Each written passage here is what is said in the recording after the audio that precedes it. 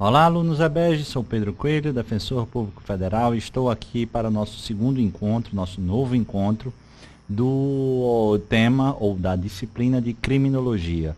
Na última aula, a gente fez uma ampla análise introdutória sobre a criminologia. Terminamos abordando o início ou as características gerais do positivismo criminológico e iniciamos com um primeiro dos três autores mais importantes dentro do que é chamado do positivismo italiano, vinculado sobretudo com a etiologia individual. Findamos concluindo a abordagem do primeiro autor, que é o Cesare Lombroso, e abordando a influência dele no Raimundo Nina Rodrigues, aqui das técnicas ou a influência lombrosiana dentro do cenário brasileiro da criminologia. Na aula de hoje, conforme prometido, daremos continuidade a esse estudo do positivismo italiano e avançaremos na etiologia social ou sociológica. Antes de chegar na etiologia social ou criminológica e analisarmos teoria do consenso e teoria do conflito e abordar as teorias e escolas atreladas ou mais desenvolvidas já na América do Norte e nos Estados Unidos, temos ainda dois autores de muita importância para estudar aqui dentro do positivismo italiano e da etiologia individual. O segundo autor dentro desse cenário é o Enrico Ferri, e naturalmente a gente vai encontrar na obra do Ferri uma clara influência do Cesare Lombroso, e isso, além deles fazerem parte do mesmo movimento, o Ferri era orientando, foi aluno do Lombroso e aprendeu muita coisa, mas não dá para confundir o Ferri com o Lombroso, porque há traços na obra e na interpretação dada pelo Enrico Ferri que divergem do Lombroso. Há um avanço natural aqui nos estudos do Ferri. Ademais, o Ferri voltou fundamentalmente para entrincheirar um repúdio à ideia do livre-arbítrio e, portanto, repudiava claramente a culpabilidade lá do direito penal. Perceba que com Ferri o positivismo ganhou um defensor mais, digamos assim, dedicado ou especificamente voltado a defender o chamado determinismo comportamental. Ora, dizia Ferri, o comportamento humano é algo determinável, não há que se falar em livre-arbítrio e, portanto, ao refutar a ideia do livre-arbítrio, estamos também apontando a incompatibilidade da concepção da culpabilidade como aquele juízo de reprovação do agente. Eu quero me comportar contrariamente à regra, mas eu sou livre para tal. Ferri dizia não. O comportamento humano não é calcado no livre-arbítrio e eu quero me comportar. O comportamento é determinista, é determinismo, é determinável, melhor falando. Mas é determinável a partir do quê? Lembra, o Lombroso apontava também esse caminho do determinismo comportamental, mas concebeu a figura do criminoso nato, do delinquente nato, a partir, sobretudo, de questões genéticas, de questões hereditárias e traços de uma personalidade e de aspectos genéticos. Mas aqui o Ferri foi avançando. Ele trabalhou com outros aspectos que daqui a pouco a gente vai falar, para além dos aspectos e das características inatas ao homem.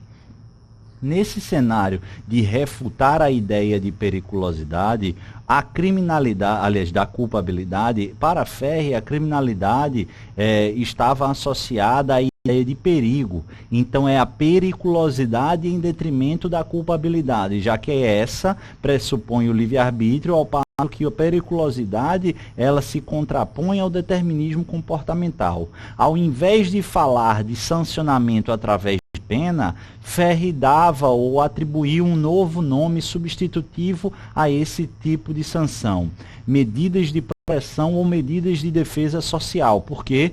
Porque a sociedade que estava sendo colocada em perigo não era preciso muito mais do que punir, mas termos, estratégias e instrumentos para proteger e defender a sociedade e o âmbito social daquele que não consegue se determinar como dele se espera.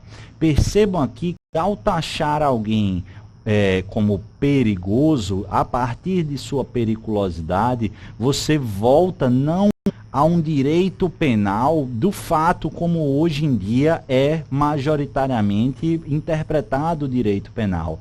Estamos aqui com Ferri com um elemento ou num momento profícuo de difusão do que ficou posteriormente conhecido como um direito penal do autor. O sancionamento, a medida de proteção de defesa social, como ele atribuía, voltava-se não para calcado no fato objetivamente analisado, mas sim naquele que se reputava perigoso, que ostenta ou que ostentava a periculosidade. E esse comportamento criminoso, esse comportamento periculoso, era extraído de quê?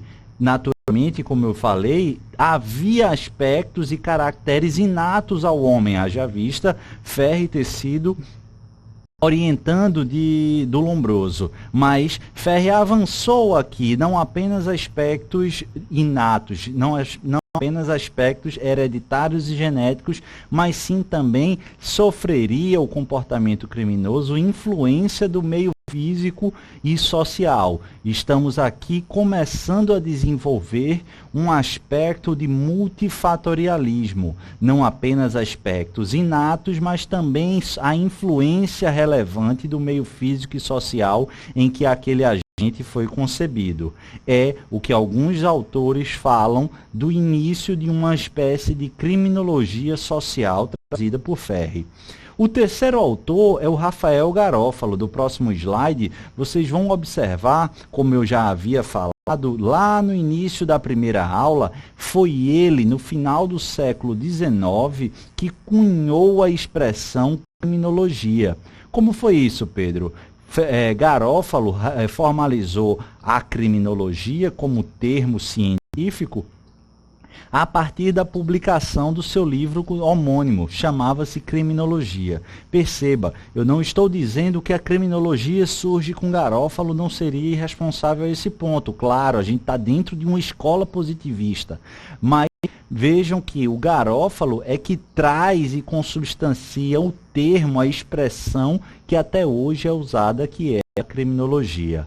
Qual é a matiz que marca a diferença do Garófalo em detrimento ou em relação aos demais? Dentro do positivismo italiano, dentro da linha positivista criminológica, há claramente pontos que tangenciam, pontos em comum. Mas o que a gente pode diferenciar de relevante para a prova de vocês é que Garófalo, além de ter cunhado e formalizado o termo criminologia, ele trabalhou, ou ele queria trabalhar, com um conceito natural de crime. Perceba que Garófalo se incomodava com a ideia de crime como é hoje, ainda hoje era pautado na época. Por quê? Porque o crime se fulcrava num aspecto atrelado necessariamente ao princípio da legalidade. E ora, se aquela conduta para ser crime pressupõe uma delimitação externa à luz da legalidade, estamos dizendo que um comportamento, ou qualquer ele, pode ser caracterizado como crime. E qual é o problema disso? É porque você perde qualquer referencial. Tudo pode ser crime e nada pode ser crime. Vai depender do quê? Depender desse elemento ou dessa delimitação externa. E Garófalo não gostava disso e não entendia isso como razoável nem positivamente compreensível. Perceba então que ele desenvolve ou ele busca desenvolver muito complicado o chamado conceito natural de crime. E Pedro, o que seria um conceito natural de crime? Antes de dizer o conceito, perceba que o objetivo de Garófalo era que crime fosse toda e qualquer conduta que fosse entendida como tal, independentemente do momento, independentemente do tempo histórico, independente do contexto social, independente do local em que fosse praticada.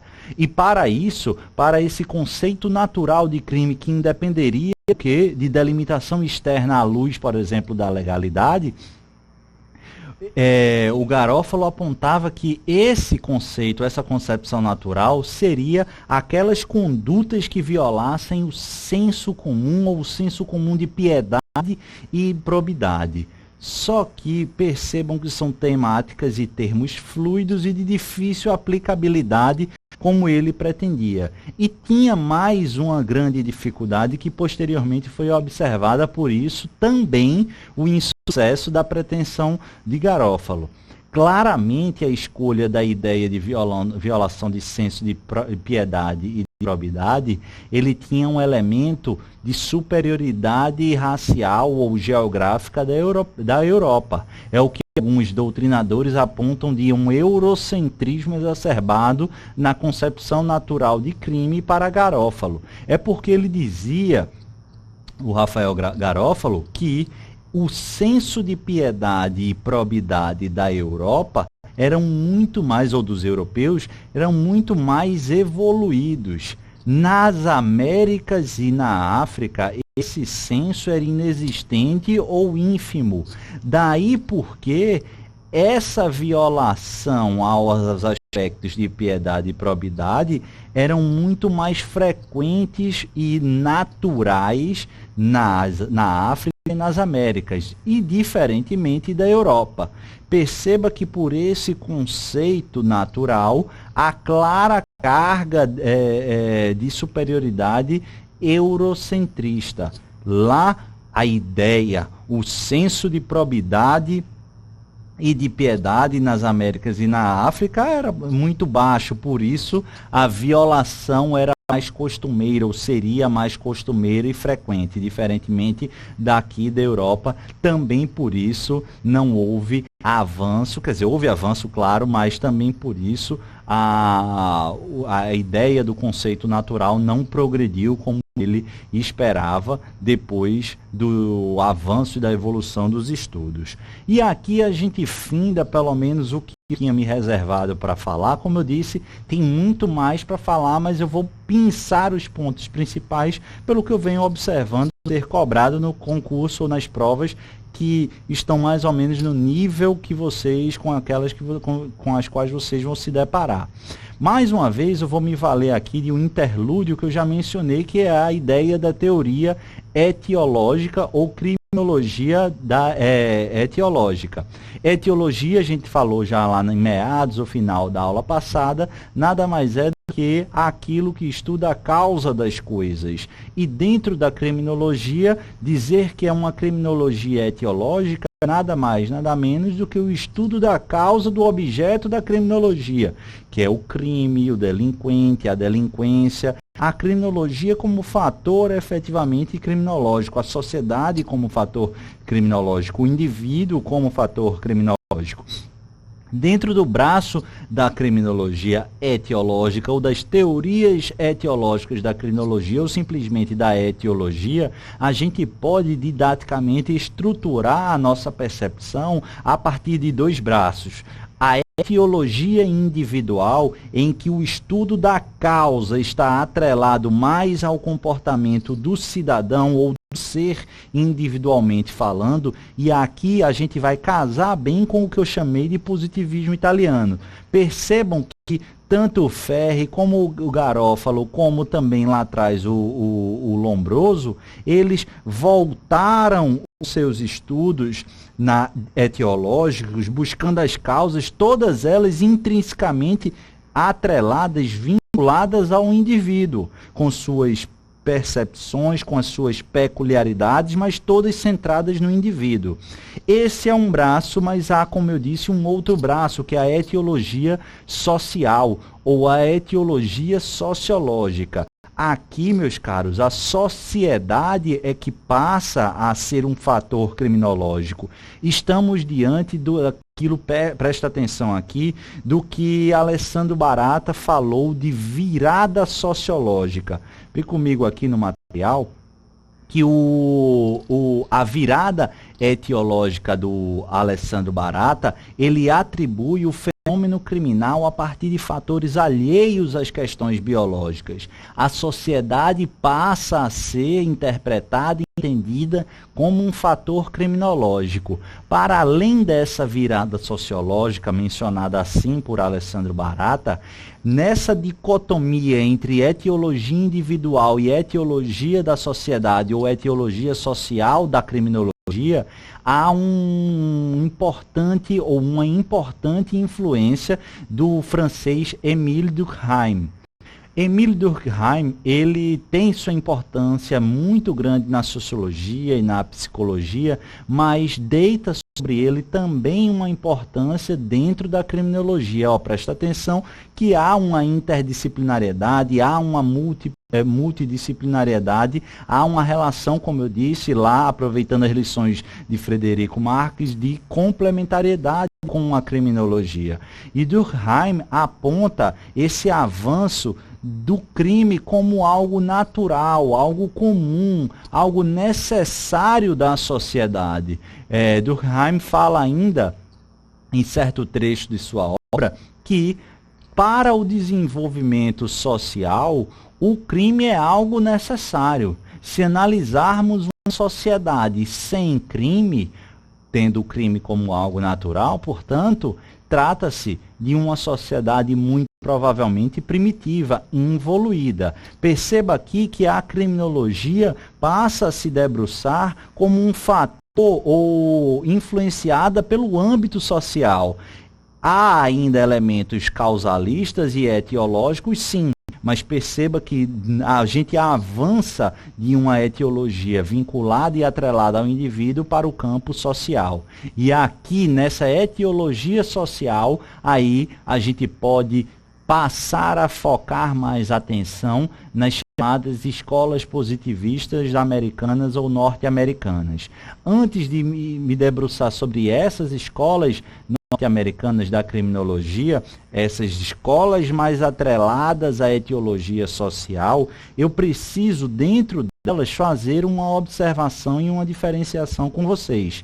Muito importante, porque cai em prova e também para o entendimento, vocês precisam entender e apreciar a diferenciação entre criminologia do consenso, teoria do consenso, e criminologia do conflito, teoria do conflito. Pedro, o que seria isso?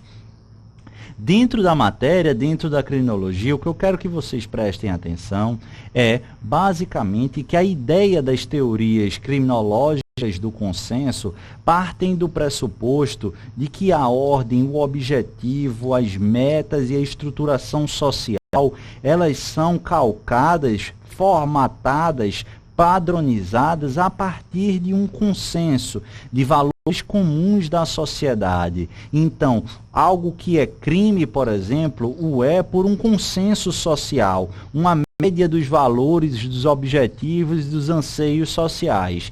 Essa é a principal ideia da teoria do consenso. Esses objetivos, valores e aspectos que se quer valorar ou que se quer observar dentro de uma sociedade é produto de uma espécie de contrato de pactuação consensualizada entre a sociedade. Ao passo que a criminologia do conflito opta por uma vertente bastante diferente.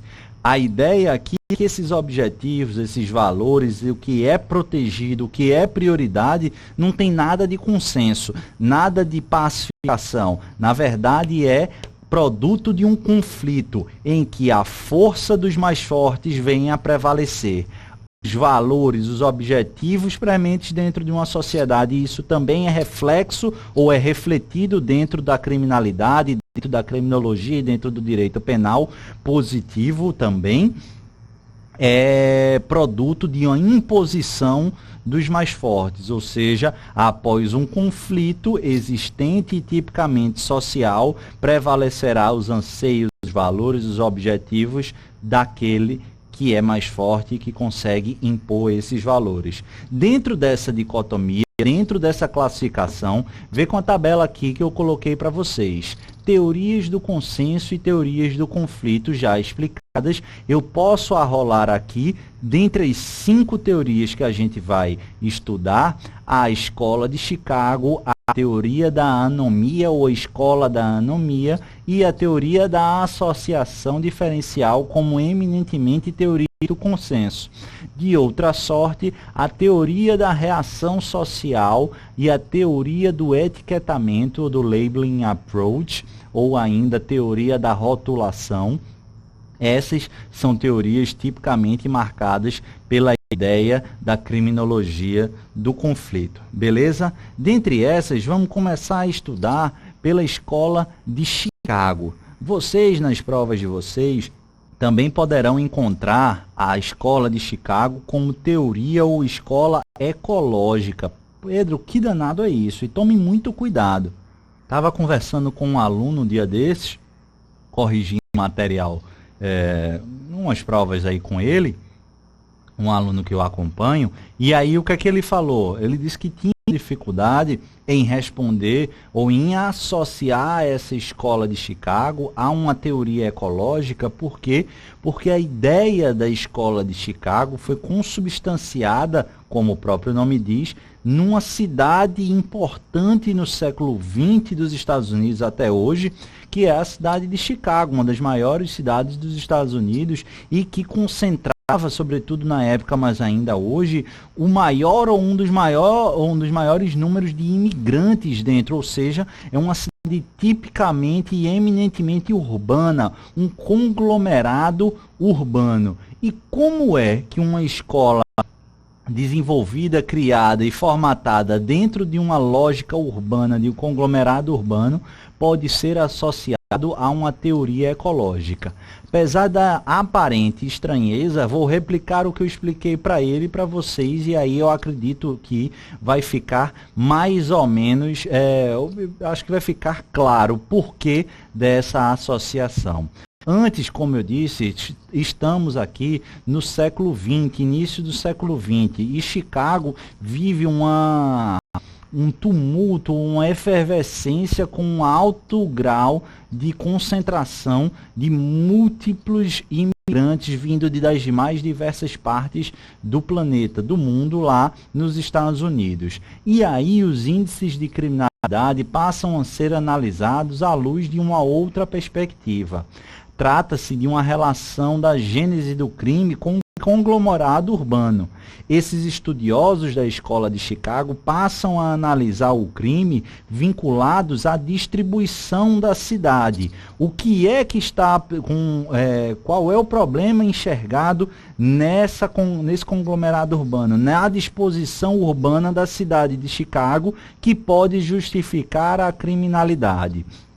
E aí os estudiosos fazem um parâmetro, fazem um paralelo da cidade, da urbanidade, como se fora um organismo vivo, e afirmam: como todo organismo vivo, a lógica aplicada também para os grandes centros urbanos é similar àquela daqueles organismos. É dizer, portanto, que para a sua saudável, salutar vivência ou sobrevivência, para ficar num bom estágio, num bem-estar social, é preciso que a sociedade, que a cidade esteja naquilo que eles chamam de equilíbrio biótico. Dito de outra forma, ausente o equilíbrio biótico, naturalmente haverá um mal-estar. E esse mal-estar para os grandes centros urbanos, dentre outras coisas, pode ser percebido com o incremento da criminalidade. E Pedro, o que é que faz esse equilíbrio biótico ficar desequilibrado? E aí os estudiosos apontam que a desordem urbana e a formação de zonas de delinquência, elas abalam e desestruturam. É a degradação urbana social. Em outras palavras, o que os estudiosos falaram é que a cidade de Chicago, ela estava com uma confluência de imigrantes desordenada, havia uma degradação social. E essa degradação social, ela poderia ser observada, ou melhor observada, em determinados pontos da cidade. Esses pontos de desordem social, de desordem urbana, eram compreendidos na escola de Chicago como zonas de delinquência. Muito importante para que vocês dominem o que é uma zona de delinquência. Essas zonas de delinquência eram responsáveis, ou seriam responsáveis, pelo desequilíbrio biótico urbano social, gerador de uma criminalidade exacerbada e injustificada. A criminalidade, perceba, passa de ser uma doença, uma concepção patológica individual, como a gente viu no Ferri, como a gente viu no Garófalo e como a gente viu inicialmente lá no Cesare Lombroso, para ser um problema da sociedade. Perceba que a sociedade, como disse Alessandro Barata, vira um fator criminológico, criminógeno. É a sociedade que está com problema, E que problema é esse? É um desequilíbrio biótico. Perceba que essa teoria, ela tem a grande vantagem, ou pelo menos as duas grandes vantagens, tem duas grandes vantagens. A primeira, na minha concepção, é que materializou numa escola criminológica a ideia da sociedade como fator criminógeno, melhor falando. Contudo, ele peca com o hoje insustentável argumento de atrelar a pobreza generalizada com a criminalidade, quando imputa as zonas de delinquência como responsáveis pelo desequilíbrio biótico e a consequente incremento da criminalidade. Isso não dá para se sustentar, a gente sabe e vai evoluindo à medida que não é a pobreza que gera a criminalidade. Ela pode até ser um dos fatores bastante questionável, mas não há essa relação de proporcionalidade direta necessariamente, de vinculação direta. Onde tem pobreza, tem criminalidade. Não há esse link, isso é algo ultrapassado. Mas essa é uma marca da escola de Chicago, e é essa relação da pobreza generalizada com a criminalidade que tornou a escola de Chicago objeto, alvo de crítica, e é considerada por muitos nos dias de hoje, não todos, mas uma escola, uma teoria obsoleta. Tranquilo? Mas tem, como eu disse, sua grande contribuição com a elevação da sociedade como fator criminógeno e também com o método qualitativo de investigação. O que é isso? Os estudiosos começaram aqui a ter essa percepção da necessidade de estudar a estruturação social da sociedade urbana. E percebam que passaram a analisar mapa, passaram a analisar formatação do tecido social, aspectos econômicos, aspectos de origem das pessoas, distribuição de rede sanitária, distribuição de rede de esgoto, acesso à educação. Tudo isso passou a ser muito importante também para a compreensão do fenômeno criminológico. Beleza? Uma outra crítica aqui, só para finalizar, que não está no material, é que é dada à escola de Chicago um urbanismo centralizador muito grande. Se preocupa única e fundamentalmente com a criminalidade dentro dos centros urbanos, esquecendo as outras localidades. Beleza? Avança comigo, porque, vencido o aspecto trabalhado na ideia da escola de Chicago, temos que trabalhar, sem dúvida alguma, a concepção da teoria, ou escola, mas eu prefiro teoria, da anomia, cujo vértice maior, sem dúvida alguma, foi o estudioso Robert Merton. Aqui na teoria da anomia, a gente pode enxergar ainda mais exacerbadamente a influência do funcionalismo do Émile Durkheim, do francês por mim mencionado, do sociólogo muito importante também para a psicologia, o Émile Durkheim, que trata o crime como um fenômeno social normal e funcional Lembremos, o que é que o Durkheim fala? O crime é algo necessário para o desenvolvimento social. Não há que trabalhá-lo como uma patologia do indivíduo, tampouco como uma patologia da sociedade. É algo intrínseco ao desenvolvimento da sociedade. Disse ele que uma sociedade sem criminalidade muito provavelmente é uma sociedade primitiva. Então, o Robert Merton passa a abordar a criminologia ou a criminalidade, o objeto da criminologia, a matéria-prima da criminologia, à luz de um fenômeno social normal e funcional.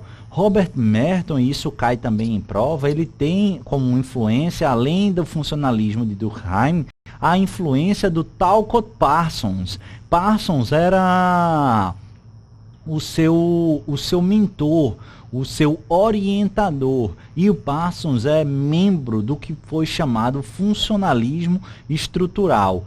Parsons era tipicamente um cara que defendia com muito destaque a linha das teorias do consenso para a criminalidade. Então, para eles, havia a fixação de metas para alguns aspectos ou alguns membros das sociedades e também meios ou estruturações para que aquelas metas fossem atingidas. E a definição das metas e dos meios eram estabelecidas num pacto, numa atividade consensual. E esse consenso geraria o equilíbrio para o perfeito funcionamento. Daí é que houve o desenvolvimento desta feita por Merton, Robert Merton, da teoria que trabalhava com as adaptações e expectativas dos cidadãos à luz da meta e dos meios disponibilizados. Meta seria uma estrutura cultural, aquilo que era a expectativa do cidadão, ao passo que os meios seria a estrutura social, os mecanismos que eram disponibilizados para que os cidadãos atingissem as suas metas. E a partir desse jogo analítico entre meta e meio, estrutura cultural e estrutura social, Merton traçou tipos de adaptação percebidos ou perceptíveis dentro do campo de uma sociedade. E aí classificou numa tabela que eu trouxe para vocês com os principais tipos de adaptação, trabalhando com a ideia de conformista, inovação, renúncia, ritualista e rebelião. Esses 5 são os que a gente vai trabalhar. O que é que Merton chamou de adaptação conformista? Coloquei no material, mas vou tecer algumas observações. O conformista, ele conferia uma resposta positiva do indivíduo quanto às metas e aos meios culturais. A adesão às metas e adesão aos meios. Esse é o tipo de adaptação ideal. O conformista era aquele que era o perfeito objeto de adaptação para o equilíbrio social. Olha, as suas expectativas são essas. Você adere a elas? Sim. Estou satisfeito com aquela estruturação cultural que de mim é esperada, que é o que me espera. E os meios para eu atingir? Olha, os meios para você atingir são esses. Essa é a sua realidade social, econômica, você está satisfeito? Então, tá ótimo para mim e tal. Esse é o conformista, tá tudo certo, correto, aceito as metas e aceito os meios. A inovação de outra sorte, ele meio que se contrapõe à ideia do conformista. Se o conformista é justamente aquela figura que é reputada ideal para o equilíbrio, o inovador não. Apesar de ele aderir aos fins culturais, ou seja, apesar de ele aderir e anuir com as metas aquilo que lhe é esperado, ele rechaça os meios que são disponibilizados. Percebam então que é um indicativo de um comportamento criminoso, porque envolve a ideia de frustração e privação relativa. Pedro, não entendi muito bem, então deixe-me explicar um pouco mais, porque essa ideia da inovação é o mais frequente questionamento em provas de concurso dentre os tipos de adaptação. Na teoria de Robert Merton, ele trabalha a inovação da seguinte forma. Imagine aqui que um menininho, um molequinho, uma criancinha lá do subúrbio, ele analisa assim, ó, quais são os meios? Ó, você vai trabalhar, ou quais são as suas metas? Você vai trabalhar, você vai ganhar um dinheiro, você vai ter condição de comprar um tênis, de vai comprar um relógio, de pagar uma educação, de se alimentar e tudo mais. Ah, ótimo, você adere a essas metas. Só que quando você chega, e o que é que vai me viabilizar a atingir essas metas? Olha, você não vai ter alimentação, por enquanto, durante até o final da sua adolescência, o Estado vai querer prender seus pais, o Estado não está nem aí para você, você não vai ter saúde de qualidade, você não vai ser educado, você vai chegar aos 18 anos sem qualquer formação, educação formal, porque o Estado não vai prover isso e sua família também não tem condição de pagar isso. Enfim, essas metas, e ele diz, opa, eu concordo com as metas, mas esses meios você não está me viabilizando. Ah, você faz o que dá aí com esses meios. E aí ele vai dizer, não vou. Eu até acho que as metas são corretas. Eu curto, eu vou aderir a essas metas. Mas e os meios? E aí, diante dessa privação relativa voltada aos meios, há uma sensação de frustração. E o ser humano, sobretudo aquele adaptado à luz da inovação, busca mecanismos alternativos para viabilizar o atingimento daquelas metas inicialmente previstas. E aí é que abre-se a janela ou a porta para a criminalidade. Beleza, pessoal? Tranquilo? Então, muito importante a compreensão desses tipos de adaptação à luz da meta e dos meios. Conformista adere a ambos. Inovação adere às metas, mas não aos meios. A renúncia, eu fiquei na dúvida se eu colocava, nunca vi, tá? Ser cobrado em concurso, mas vai que cai. A renúncia, porque eu acho que pode cair. Com essa explosão nos centros urbanos dos consumidores de crack, eu li recentemente um artigo, salvo engano, na revista do IBCCRIM, não tenho certeza agora, mas que falava exatamente desse tipo de adaptação de Merton, fazendo um paralelo com os consumidores de crack. Não necessariamente eu concordo, tá? Mas o que é que essa publicação fazia, ou pelo menos a analogia? Porque a renúncia é aquele que simplesmente abre mão do seu papel da sociedade. Ele não adere às metas, tampouco aos seus meios. Ele simplesmente não questiona e não quer saber. Ele está ali na vida não para atingir nada nem para reclamar de nada. Muitas vezes, e aí essa publicação fez esse paralelo, o viciado em drogas, na situação drástica, o alcoólatra em última análise, os loucos que às vezes estão aí na sociedade. O louco é muito complicado, porque dizer que um louco renuncia a algo é muito complicado. Mas a analogia que vem sendo feita, ou pelo menos que eu enxerguei aqui nessa publicação, foi aos viciados do crack, aquele grupamento de pessoas que naturalmente é influência da droga, mas em razão dela, abre mão da sua vida para ficar ali quase como zumbis humanos. É essa a analogia. A renúncia, portanto, é a adaptação através da qual o agente ou o cidadão abre mão das suas metas e dos seus meios. Normalmente, e não exclusivamente, é algo frequente nos grandes centros urbanos, nas grandes cidades. O ritualista, o indivíduo renuncia aos fins culturais por achar-se incapaz de consegui-los, porém respeita quem consegue. Olha, a sua meta é essa. Aí o cara diz, não vou cumprir não. Mas não porque eu acho que os meios são insuficientes, ou porque eu discorde desses meios, mas sim porque eu sou incapaz. Ah, não, mas veja, fulano de tal está na mesma situação e consegue chegar lá. Muito bom para ele, mas eu não consigo. Esse é o ritualista.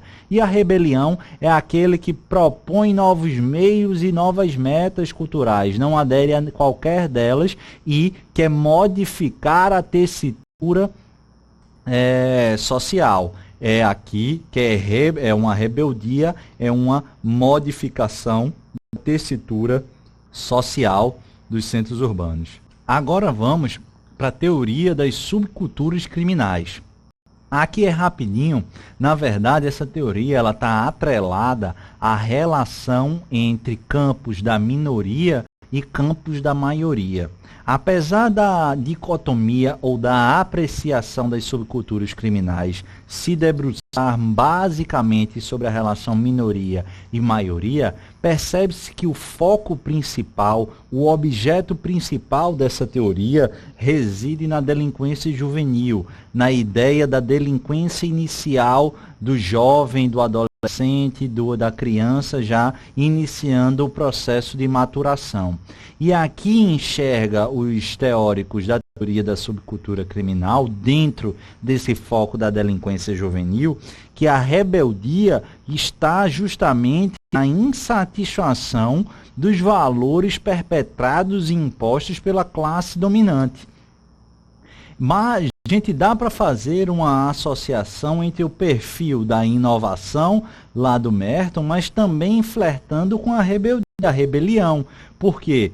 Porque um pouco mais com a inovação, porque não há tanto um questionamento quanto às metas, mas as formas ou a forma com as quais a forma com a qual essas metas foram estabelecidas em razão ou à luz dos valores da classe dominante e os meios que a inviabilizam. Nesse cenário é que se inicia essa criminalidade adolescente como um repúdio a esses valores impostos pela classe dominante, pela maioria.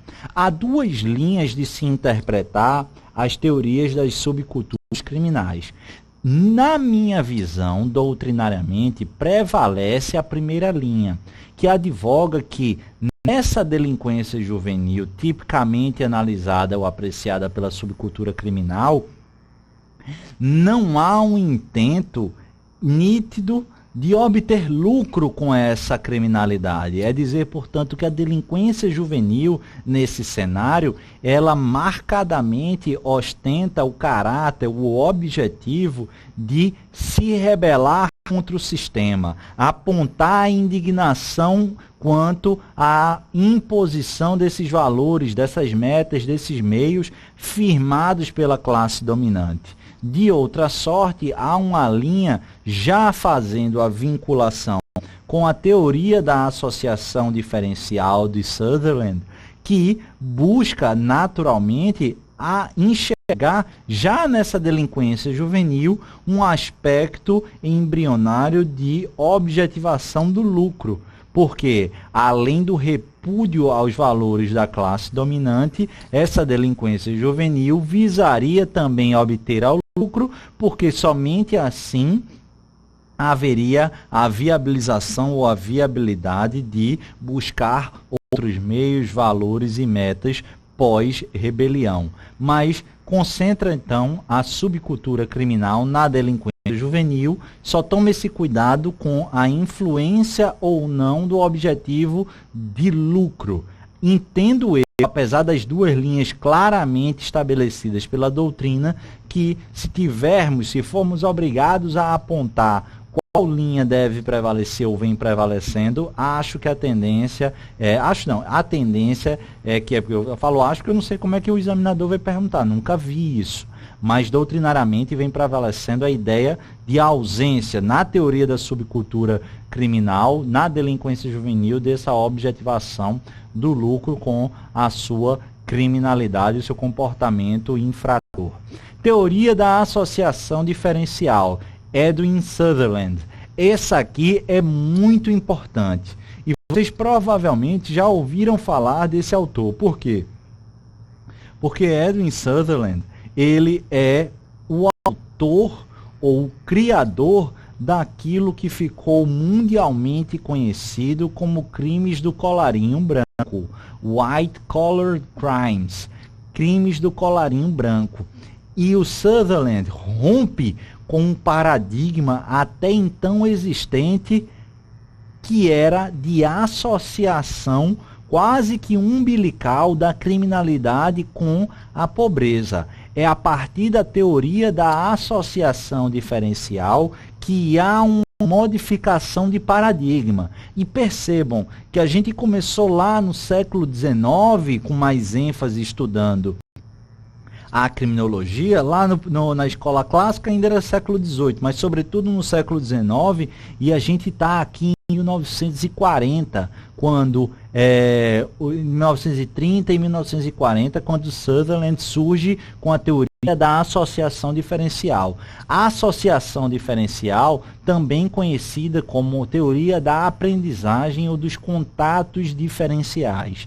Particularmente, didaticamente, o nome que eu mais gosto é teoria da aprendizagem, porque, para mim, pelo menos, é o nome, a nomenclatura, e nomenclatura em concurso público, todos nós sabemos, é questão de sobrevivência, mas que denota um significado mais claro e que remete ao sentido da teoria, mas é mais frequente observarmos teoria da associação diferencial. O que é essa teoria da associação diferencial? Ela traz de tão importante teoria da aprendizagem.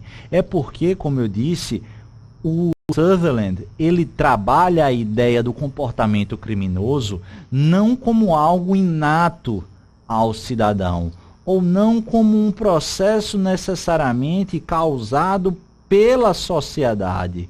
Na verdade, ele aponta a criminalidade como algo perfeitamente aprendível. É um conhecimento passível de ser adquirido como qualquer conhecimento. A criminalidade não é algo que é umbilicalmente ligado a algum aspecto necessariamente. Há um processo de aprendizagem que consegue moldar o comportamento do cidadão. E, como tal, há então claramente um processo de aprendizagem como móvel do comportamento desviado do cidadão. Se o cidadão é educado, é conduzido, se põe num processo, num círculo de aprendizado, de associação, voltado para um comportamento reputado como correto, há uma tendência cada vez maior, à medida do tempo e da frequência com a qual ele é exposto a esse tipo de procedimento ou processo de aprendizagem, que ele assimile tais valores. De outra sorte, se você coloca o cidadão num processo de aprendizagem dentro do qual o objetivo, o foco, o fulcro é um comportamento desviado, há uma tendência que aquilo seja o que? Seja assimilado por ele. Perceba então que rompe-se a ideia da carga moral ou patologia individual ou social da criminalidade. O aspecto patológico superado lá do individualismo e também a patologia tipicamente associada lá na escola de Chicago, que haveria um desequilíbrio, a sociedade doente. Não, nada disso. A criminalidade não é do indivíduo doente, não é da sociedade doente, mas é um processo de aprendizagem que o cidadão é submetido e assimila tais valores. Rompe, pois, com a ideia, a lógica pobreza mais delinquência. Não é só o pobre, não é só aquele que não tem acesso a determinados aspectos que possui o condão de aprender a ser criminoso. Todos podem aprender. E é nesse contexto, iniciado lá em 1930, na década de 1940, o Sutherland publica pela primeira vez um artigo que 8 anos depois, em 1949, é transformado num livro e cunha a expressão crime do colarinho branco, white collar crime. O que é a expressão do crime do colarinho branco? Vocês sabem muito bem, porque estudam competentemente lá nas aulas de legislação penal especial, nas aulas de direito penal, que é uma criminalidade tipicamente associada à alta classe, como eu, não sou criminoso do colarinho branco, nem sem ser do colarinho branco, mas aquela alta sociedade que trabalha de terno, que frequenta círculos decisivos e de influência decisiva política, econômica, social, que trabalha em grandes gabinetes, são aqueles crimes de escritório, crimes de gabinete, crimes contra o sistema financeiro, crimes de lavagem de capital, ou seja, é uma criminalidade em que envolve a macroeconomia em essência, grandes, vultosos volumes de dinheiro, enfim, esses crimes que a gente não enxerga tanto, por vários motivos, mas eles existem. Ora, se crime fosse só uma associação pobreza-delinquência, essa macrocriminalidade, esses crimes do colarinho branco não existiriam. Mas eles existem. E por que eles existem? O Sutherland aponta justamente esse processo de aprendizagem. A teoria da associação diferencial não escolhe pobreza, não escolhe riqueza. É algo suscetível a qualquer ser humano. Nesse contexto, apesar de não ser desenvolvido pelo Sutherland, cumpre aqui a gente anotar que o crime do colarinho branco, ele vai ser associado, ou ele pode ser associado na sua prova, com uma expressão que é mais desenvolvida pela criminologia crítica, mais à frente, que é a cifra dourada da criminalidade. Na verdade, essa coloração das cifras que a gente vai ver, elas estão associadas à chamada cifra obscura ou cifra negra da criminalidade. Na verdade, os doutrinadores, e por todos eu posso citar não exclusivamente, mas um particular que eu gosto bastante, professor Raul Eugênio Zaffaroni, professor de Direito Penal e Criminologia lá da Argentina, lá de Buenos Aires, foi presidente da Suprema Corte Argentina. O que Zaffaroni fala é que essas cifras obscuras, essas cifras negras, elas se contrapõem à criminalidade registrada. Na grande gama dos crimes que acontecem realmente, apenas parcela ínfima da criminalidade é que ela é enxergada, selecionada, investigada, processada e, ao fim e ao cabo, punida. Essa criminalidade registrada, ela esconde uma cifra negra, uma cifra escura, uma cifra cinza, obscura da criminalidade, que é toda essa criminalidade informal, que não chega oficialmente a ser registrada pelo aparato investigativo, persecutório e judicial do Estado. Essas cifras, dentro dessas cifras obscuras, dessas cifras negras, é possível enxergar o que a doutrina disse ser cifras douradas. Cifras douradas, para anotar no material de vocês, nada mais é do que a criminalidade do colarinho branco que não chega a sequer ser investigada, ser processada e, ao fim e ao cabo, ser punida. Ela existe, mas ela não é formalizada. Por quê? Porque há uma ideia aqui de eleição, e aí a gente vai ver mais à frente na teoria ou nas escolas da reação social, há uma tendência de eleição e de se ocupar com determinados crimes que são selecionados, para passar a impressão de que está atrelado à teoria, aliás, está atrelado a uma parcela da população à criminalidade em detrimento das demais. É esse conceito que é rompido aqui na teoria da associação diferencial. No próximo slide eu coloquei aí, de novo, não está, é uma observação e aí vocês já retiram. Como eu comecei a falar, eu tinha que falar do crime do colarinho branco, eu tenho que falar das cifras douradas, antecipar um pouco a questão das cifras obscuras, cifras negras, que eu vou retomar mais à frente. Mas eu aproveito aqui, como vocês sabem, nomenclatura para a prova de concurso público é questão de sobrevivência. Algo que vem sendo cobrado, eu não compactuo, recentemente eu até publiquei lá na minha página no Facebook sobre isso, mas infelizmente ou felizmente eu vou ter que falar aqui para vocês. Isso não é algo doutrinariamente importante, mas para o seu concurso é importante e é isso que me interessa aqui.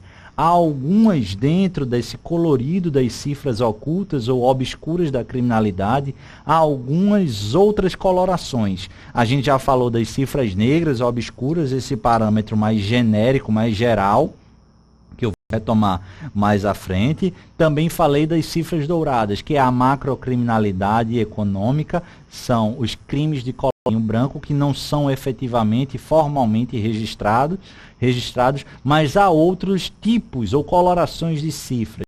As cifras verdes, que a doutrina aponta como os crimes ambientais que não chegam ao conhecimento do Estado e das instituições responsáveis pela investigação e pela persecução penal na fase judicial. Cifras amarelas eram aquelas também infrações que não chegam ao conhecimento formal do Estado, praticados por funcionários públicos. Aqui essas cifras amarelas eu já vi caindo em prova, presta muita atenção.